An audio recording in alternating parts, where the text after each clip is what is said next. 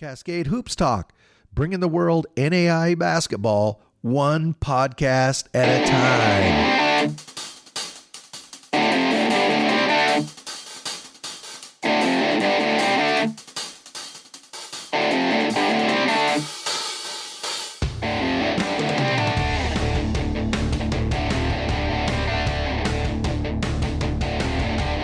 Hey, Cascade Hoops Talk, Billy D here. Great to be back with you. Now, episode 3 of season 4. Hey, today we're going to have Coach Lance Von Vogt. He's the head coach there at William Jessup, Final 8 team last year. He's got a great core coming back. We recorded this on Monday, the 26th, so just a few days ago. You're really going to enjoy. He really goes into detail on his program, who he's got coming in, his returners. I think you're really going to enjoy it, and I appreciate him taking the time. Coach Von Vogt, he's passed 250 wins as a college coach. He's now 10 years at William Jessup. Coach Von Vogt has done a great job of building an absolute basketball powerhouse there in Rockland at William Jessup. It's a beautiful campus, beautiful area if you ever get a chance to get there. But really, congratulations to Coach Von Vogt and William Jessup for what they built there. Thanks again to Coach Von Vogt for giving us the time, and why don't we just go ahead and take a listen. Cascade Hoops Talk, Billy D. Hey, I've Coach Lance Von Vogt, William Jessup University with me today. Thank you, Lance. I really appreciate you being on the show. Thank you for the invite. Looking forward to talking some hoops, and I'm glad we're getting back to the season, and it's just around the corner. I was going to say that to you. It seems like 2 weeks ago I was sitting behind you in Kansas City. And, here we are. Practice has already started. The summer seemed like it took forever, but it was gone just like that. So here we go, right? Absolutely. I'm excited about the season to come, and really did enjoy the time off, though, as well, to recharge the batteries and, get ready to go for what we have ahead. It's going to be a tough year all throughout the NAIA. Everybody expects that you guys are going to be right there in the mix. I'm sure you expect that as well. You're going into year 10 there at William Jessup. You've really done well there the last, in 16, 19, and 22, you made it to the national tournament. Of course, you had that deep run last year. Just talk about your 10 years and how far you've brought William Jessup and, what has it meant to you to be successful there and to bring that school such a successful basketball program? Well, I feel blessed. First I got entrusted with the program back in 2013, in the summer of 13. And it was a young school, spent 65 years as a Bible college and a small Christian college in San Jose on a postage stamp campus, and moved to Rockland, California in 2004. Didn't start the growth phase until about 2008-9. And it was a school that had a dream to continue to grow academics, grow people for Christ, and then also use athletics as the front porch of the university. And I was a major hire for them to bring me in so that I could lead the men's basketball program. And for me, it was like an opportunity to marry everything about myself and just go all in at a place that I felt like I could grow with. And that's exactly what it's been. Here at Jessup over these last 10 years. And, we didn't have all the resources. We haven't had all the resources. So we've had to be resourceful, and we've had to figure out ways to complex problems, and solve them with ingenuity. We figured out exactly what we had to recruit, the type of guys that would be successful here. And we weren't getting, the first and second choices. So we were getting a lot of guys that had been missed at other places or just hadn't developed yet, diamonds in the rough, so to speak. And so I think that the part that, means the most to me is the relationships that we forged. We have an amazing administration here, from Dr. Jackson on down, that has grown the resources so that we can be more successful and be a player at the national level. But then also it's the relationships with each and every player. Got a strong alumni base and guys that have come through the program, and they're present. They're at practices. They're at the away games, and that brotherhood that's been created is something special. And I know that the guys feel it, and I think that's been one of our strengths. I'm going to jump ahead a little bit because you brought up relationships. The heart and soul of your team last season was Cash Williams, Miles Corey. Just like any successful players from a great program in today's basketball world, questions swirl all through the off season, but testament to you. Both those guys are coming back. But I wanted to ask you in particular, you and Cash Williams seem to have a very symbiotic, I don't know if that's the right word. I mean, your relationship, your communication between the floor and back to the bench is, it seems like you have a kind of a special kind of a non-community, non-verbal relationship with him where he just knows what you're thinking and you know what he's thinking. Yeah, Cash is the ultimate competitor, and I'm about as competitive as they come. And so between the two of us, we just kind of get each other, and we have since day one. And there's been bumps in the road, but the great thing about Cash is that he's all heart, and he's willing to work on his stuff, and I'm willing to work on my stuff, and we work on it together. I got to tell you, he's a special guy. And, we do have, a special coach-player relationship. And the good thing is that, we're in alignment. He's kind of like I call him like a flamethrower. He's going to blaze a path. Mm-hmm. And if I can do my job as a coach and help make sure that where he's directing that flame, that it's blazing the right trail, right? I mean, he's going to blaze the trail. We just got to make sure it's the right trail. And we understand that, and we work together on that. And there's a high level of trust. And, trust is earned.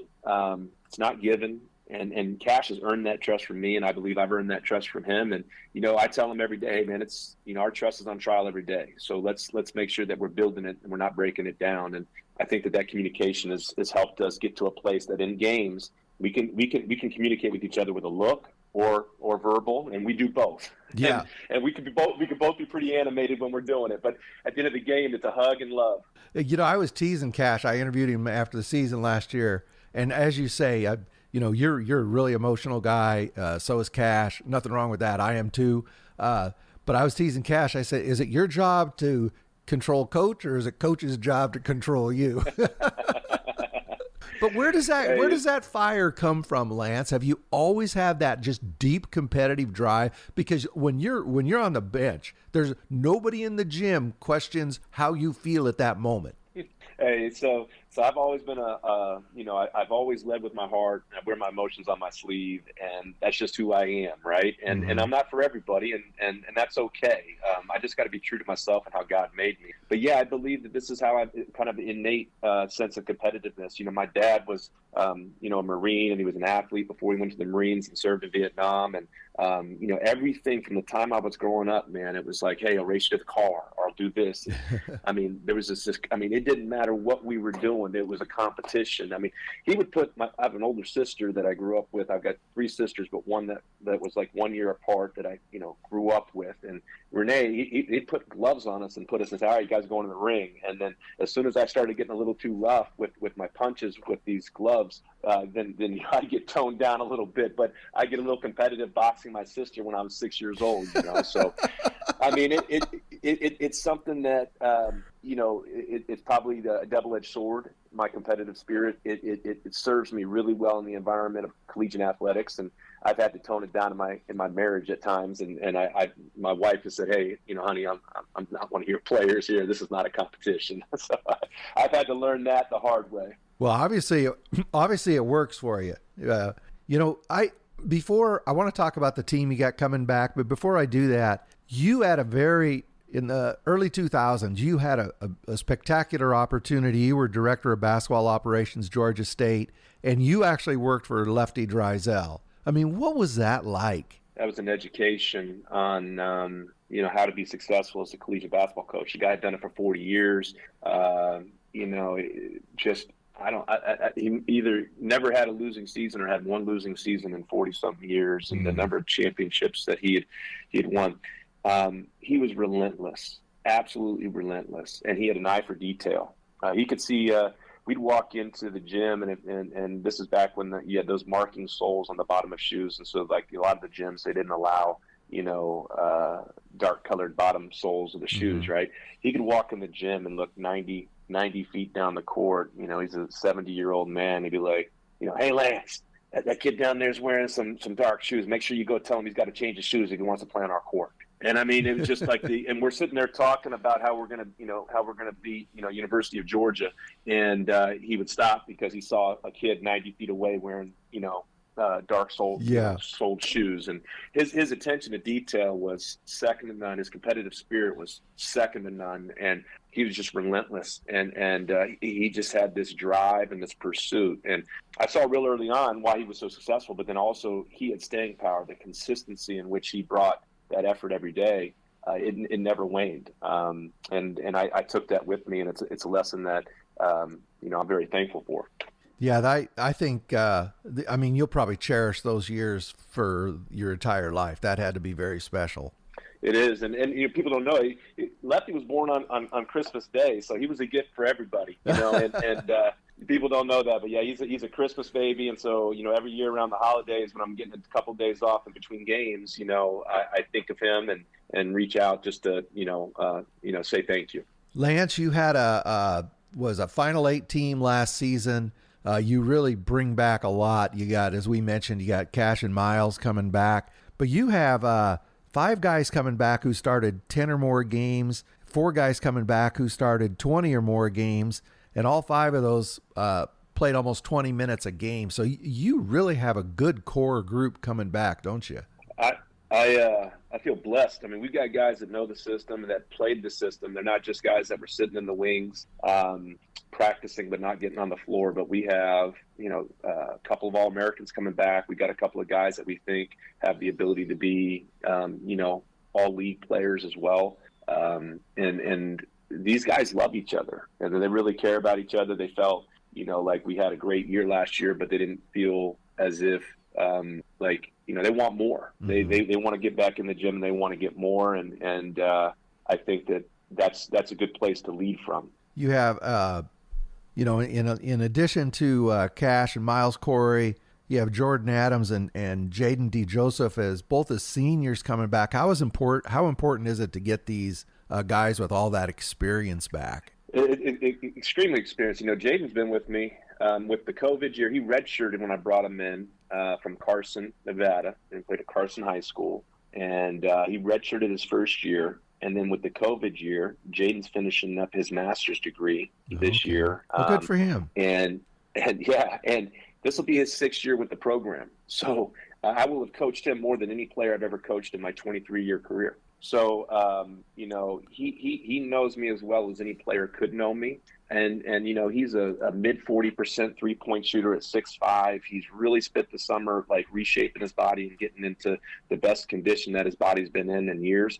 And I'm looking for a huge season from him. And Jordan Adams, he's the type of guy that can take the game and turn it on its head. And the great thing about those 2 guys is they're prolific 3-point shooters. And with Miles and Cash and their ability to get into the paint, it makes teams have to choose between, hey, we're going to guard the 3 or we're going to sell out on the drive. And, the willingness of Miles and Cash to pass the ball to these open shooters and celebrate when those guys knock down those threes is something that I think, is unique. And it is something that we ought to be celebrating more is that, that ball, there's only one ball, and we've got a lot of talented guys, but if we share it, everybody's going to have more fun and we're going to be more successful. And I think that those guards have figured that out. And Jaden and Ja, those 2 dudes, with the way that they can get hot, really kind of give us an extra element. And I want everybody I'm going to tell everybody in the NAI right now, the Miles Corey you saw in Kansas City, that's not Miles Corey. He had hurt his knee about 2/3 of the way through the season. He really gamed it and he came back for the playoffs, but I'm assuming he's coming back 100% this season, right? He is 100%, and he's looking the best I've ever seen him, and I think he's ready to have an amazing year. Level up from last year. He had moments last year, and he was really getting into stride right before the injury. And then he came back, played at about 80%, in the national tournament. Did a great job to help us get to the Elite Eight and, the quarterfinals. But I feel like he's got an axe to grind. I think I don't feel as if he feels that he was able to put his best foot forward on that stage, and he is competitive, and he's not as you don't see the emotions on his sleeves as much as you do with Cash, but don't mistake that for being any less competitive. Miles is a killer, and he's gonna lay it all out there, and I think he's gonna have a huge year. Yeah, I would not be surprised. He probably that had to be really frustrating for him. But I got to really take my hat off to him. I mean, he came back for the playoffs and he had to wear that big knee brace, but I was really proud of him to make that run. You know, another guy who's going to be key for you. He's still a young guy, but he's a great rebounder. Charlie Garrison. He played almost 20 minutes a game last season. Charlie's a horse. I think Charlie is probably one of the best block post defenders. You know, you don't have to double because you can't move him. He's a tree trunk. The great thing about Charlie, though, is that he just wants to do whatever it takes to help the team win, and he's going to bring a physical presence to the game, and he's going to give everything he has on every possession. You just don't have to worry about it, and I think that Charlie, I've already seen improvement in Charlie between last year and this year.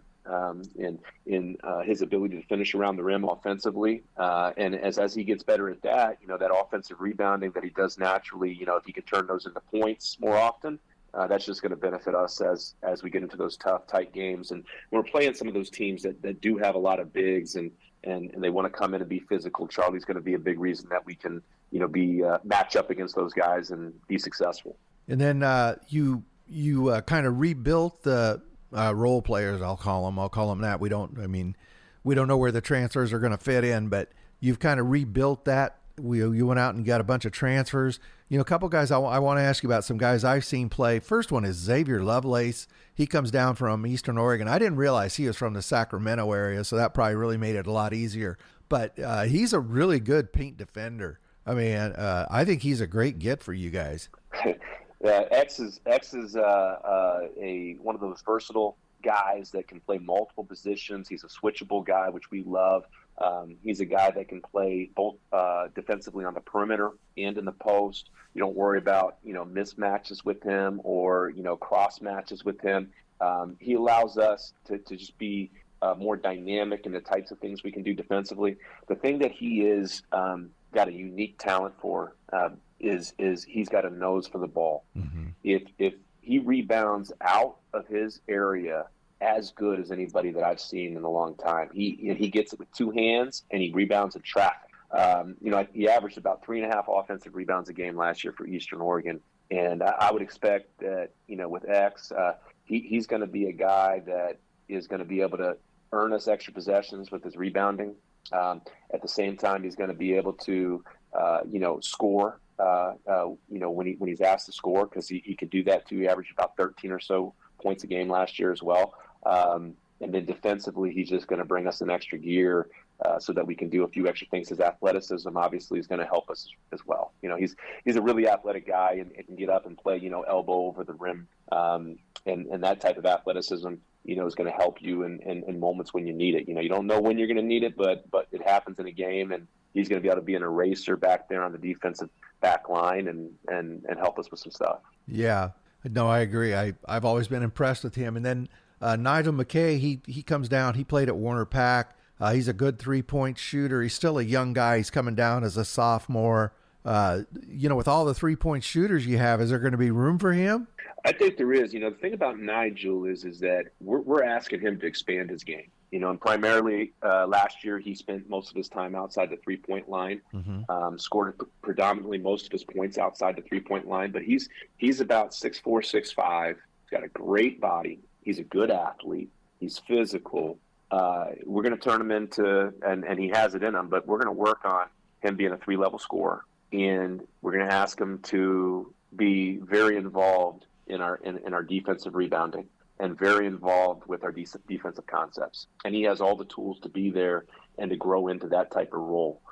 You know, and he's going to be a guy that is going to be able to go out there and be another switchable guy with his size. He's, you know, he can probably guard, you know, 1 through 4 in most situations, definitely 1 through 3, but 1 through 4 in most situations, and allows us to be a little bit more switchable and a little bit more flexible in our matchups defensively, where we can cross match and maybe, you know, create some matchups that we want when we're playing against an opponent that has a special guy or two. You also, you got 3 guys that are all, well, at least on paper, built about the same, 6'7", 200, 210-ish.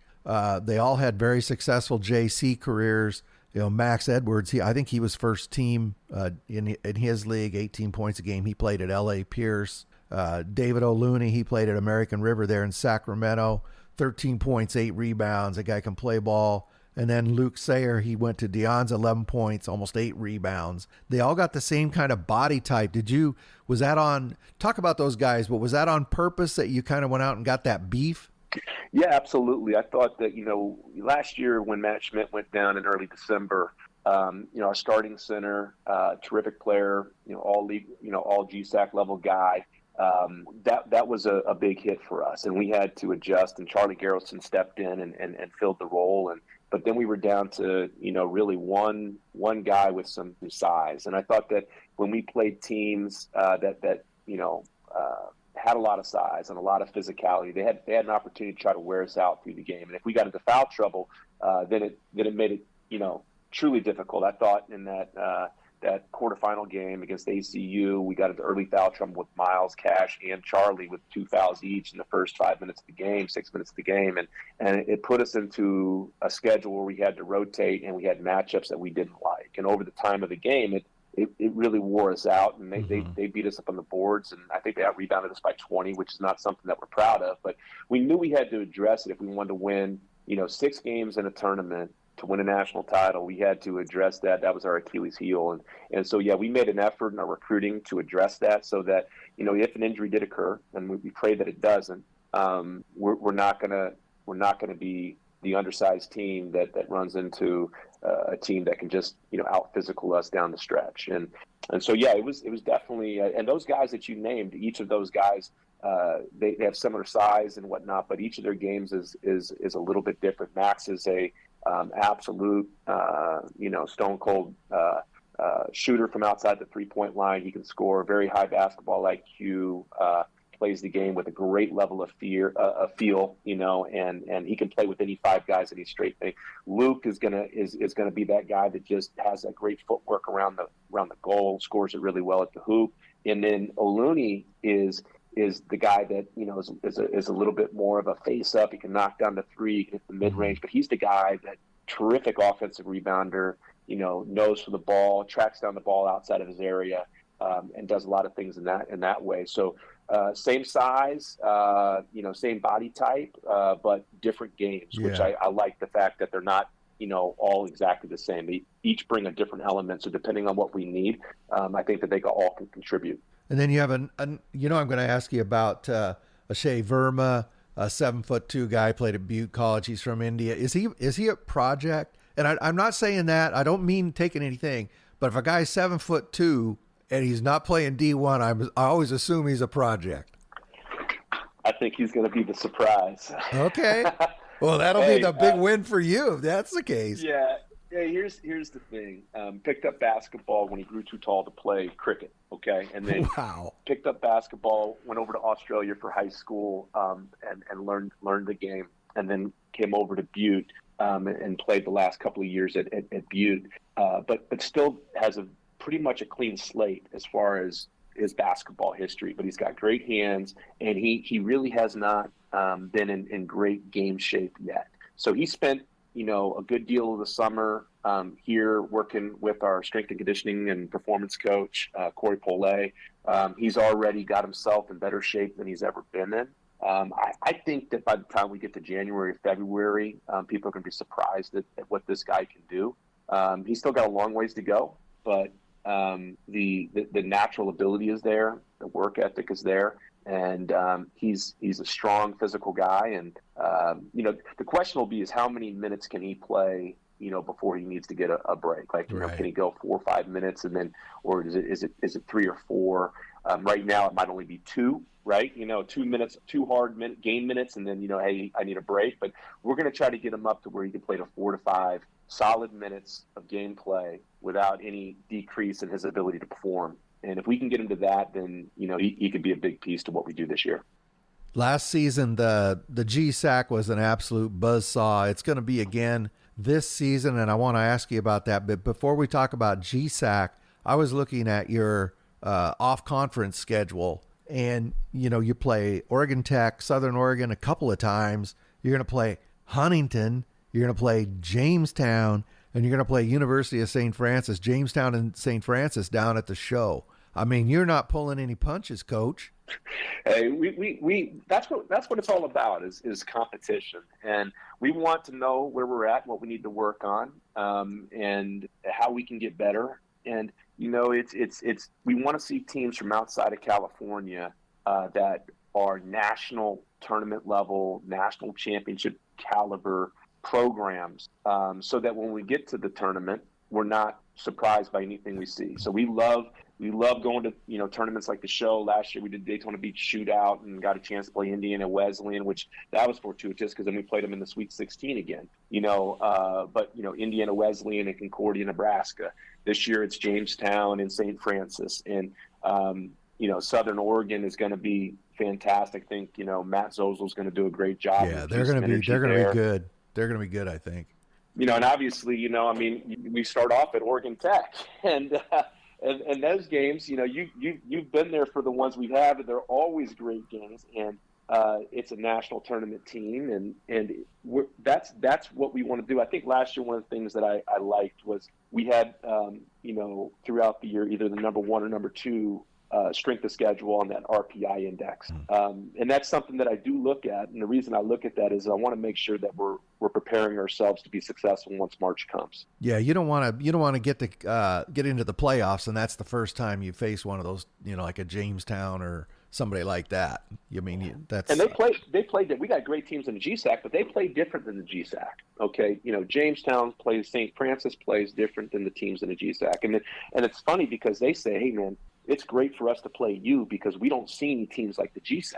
We don't see that here. Like we don't see your style of play is different than what we play in the Crossroads Conference. And I think it's great to see Oregon Tech, going and playing 3 games over there and playing Grace and playing Indiana Wesleyan and playing is it Ottawa? Bethel. Bethel. Yeah, Bethel and Grace, and then Indiana Wesleyan first, and then Bethel and Grace. Yeah, and then Southern Oregon had Southern Oregon has Huntington coming out. Obviously, you know that. Yeah. But you're seeing so much big time not only just cross conference, cross country playing, and I think that's just so important. The game is, I was talking to Danny Neville the other day, and he said the same thing. He said it's just a different style of basketball, and we need to see that earlier in the year. I couldn't agree more, and I think more coaches are realizing that. And I applaud everybody's scheduling because it has gotten better. And the fact that we have an RPI now kind of forces coaches to go away from getting the easy win and actually scheduling teams that's going to make sure that it allows them that, a good loss is better. A good loss against a great team is going to help you more than a 30-point win over a nobody.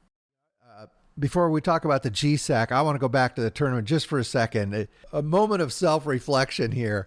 I had watched you guys several times. I'd watched Indiana Wesleyan, and I think I either did a podcast or did an article, and I said, Indiana Wesleyan needs to jump on Jessup early because they're an emotional team. If they can jump on them early, they can hold them down and they can beat them. Well, you guys took the court. Next thing you know, you guys are up like 22 points or something.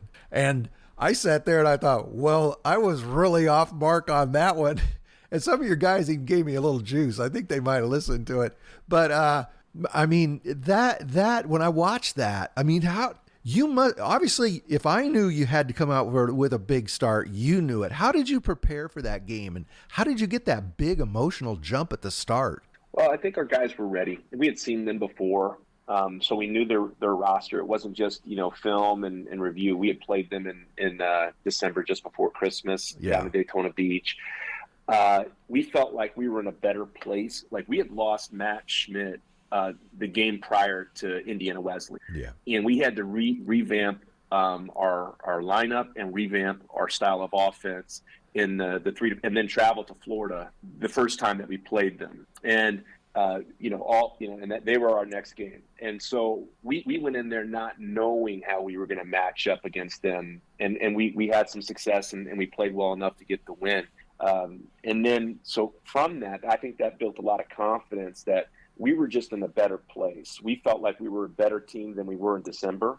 and we feel like we knew our roles and we had an identity that was better, and we also knew how to exploit the way that they played defense, and we thought that we could get open shots if we did some very specific things, and we drilled those leading into the game, and the guys went out there and executed, and they shot with confidence. And usually the funny thing is they all talk about how that first game at Memorial Auditorium, or Municipal Auditorium, you can shooting the 3-point shot might not be your best avenue because the ball doesn't go in as often. Right. And I didn't tell our guys anything about that. I said, let it fly. I told them that. I said, the amazing thing is in this arena, man, people just shoot nuts and just go crazy. They make everything. So the guys felt free, and they didn't think that I had any aversion to the 3-point shot. They made a bunch early, and then out the gate.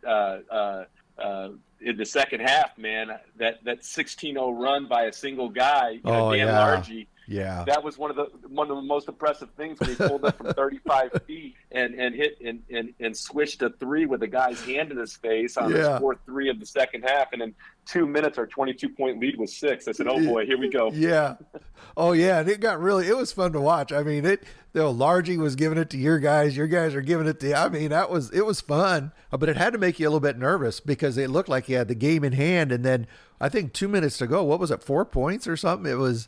Anyway, you held on, you won. But that's when I talk about you guys being an emotional team. That's what I'm talking about. I mean, you guys can just come out and just steamroll like that.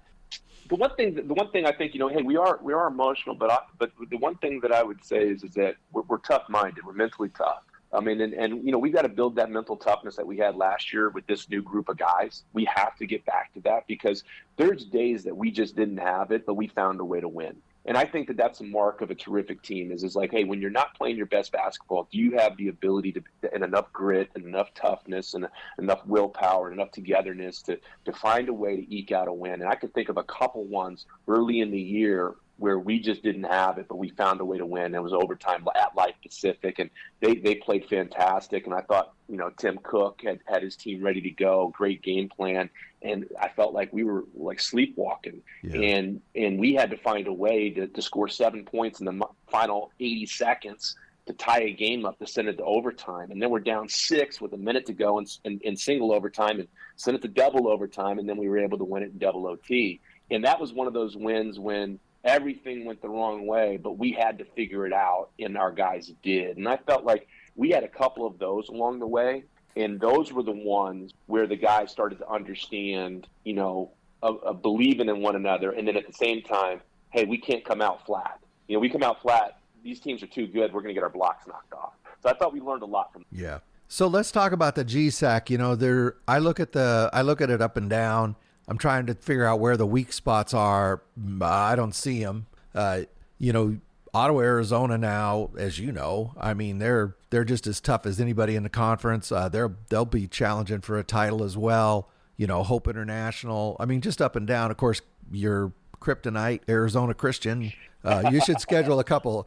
You should lobby for a couple extra league games against them. But it's every conference says this. Up and down, we're the toughest, right? But in the GSAC, you had a lot of teams in the conference that, I mean, almost anybody could have got to the tournament. We do, and it's really a league that's going to figure it out once the year starts. I think that we do know, that ACU is going to be ACU. We know that. We feel confident, Jessup. I believe that we got a special group and we can be a special team, and we got to go out there and prove it. And then, hope is always hope with Bill. And then Coach Starr at Masters, they had a little bit of a down year last year, but I'm going to tell you, he recruited really well, and I already know what he can do when he's got a roster. And exactly. And I feel as if they're going to have a great roster. I know Westmont had Landon had a great recruiting class at Westmont, and I believe that they're going to be very strong. They finished the year really strong last year, and they didn't make the tournament because they had a really tough middle of the season and start to the GSAC. But once they righted the ship down the stretch, they beat ACU at the GSAC tournament, knocked them off right before Kansas City. Yeah, and so they have the ability to be really good. And you already mentioned OUAZ. They're bringing everybody back except for one player.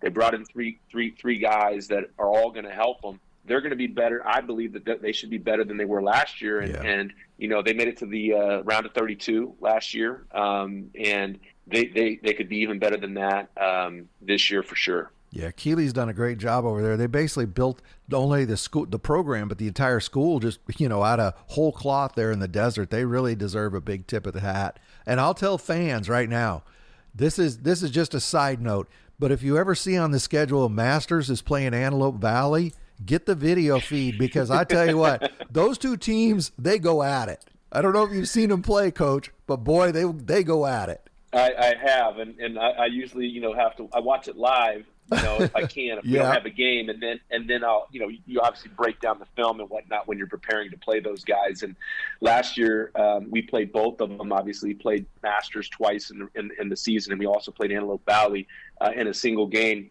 So I watched a lot of film of both of them, and not in our league, but Antelope Valley, has all their key guys coming back and signed a very good class. I would expect them to be contenders in the Cal Pac and have a chance to make the national tournament this year. I think that they're going to be pretty good. Yeah. And, Jordan Mass teams are just going to flat get after it.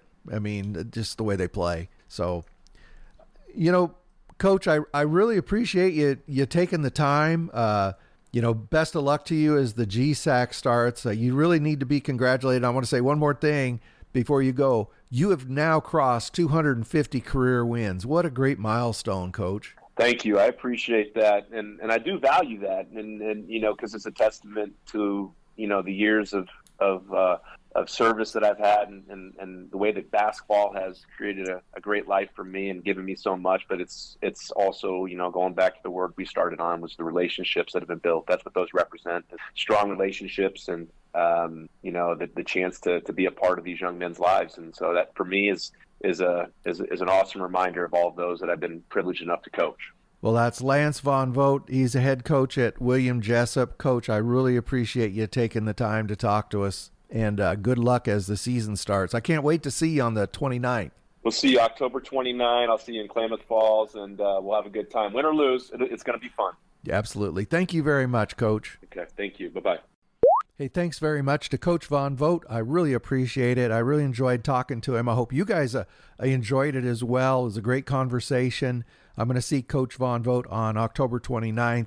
That's going to kick off basketball season for me, and I cannot wait. Hey, thank you very much for listening to Cascade Hoops Talk. Man, I can't believe we're already in our 4th year. And get out, support your local school. If you see your coach around town, tell him thank you. He and his family, they sacrifice greatly. Also, tell the young men and the young ladies who play NAIA basketball how much you appreciate their sacrifice. They're full-time students. They're not going to go play professional basketball for the most part. And for the most part, they're very good students. So thank them for their sacrifice as well, and support them, because I think I've said it before, but NAIA basketball is the best entertainment value in America.